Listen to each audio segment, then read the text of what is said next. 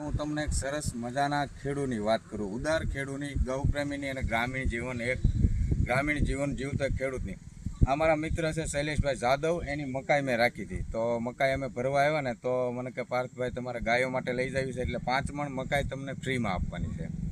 કે તમે ખૂબ સારું સાસ કેન્દ્રનું કામ કરો છો અને ગૌપાલન કરો છો તો 5 મણ મકાઈના પૈસા લેવાના નથી, પરંતુ મારે એ 5 મણ મકાઈના પૈસા આપી દેવાના છે. કારણ કે હું ગાયની સેવા હાવ નથી કરતો, એમાંથી ધન પેદા કરું છું, આવક મેળવું છું એમ. તો કે ગ્રામીણ જીવનમાં મિત્રો આવા લોકો હોય છે, ગૌપ્રેમી હોય છે, ઉદાર ખેડૂ હોય છે કે તમે શોપમાં મોલમાં જાઓ ને તો જે કિંમત લીધી હોય ને તો 1 રૂપિયો તમારો ઓછો ન લે. પણ આ ખેડૂ એવા છે કે તમને 5 મણ મકાઈ ગાયને પ્રેમથી ભેટમાં આપી દે છે એમ. તો આવા અમારા ગામડાના ખેડૂ હોય, આવા દિલદાર માણસો હોય છે.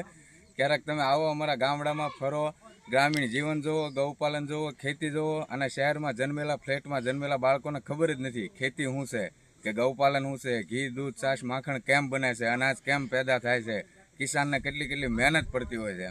કે હું તમને આમંત્રણ આપું છું મિત્રો, ક્યારેક પધારો અમારી ગૌશાળાએ અને અમારું ગ્રામીણ જીવન જોવા અને અમારું ખેતી જોવા. જય જવાન, જય કિસાન, જય ગૌ માતા.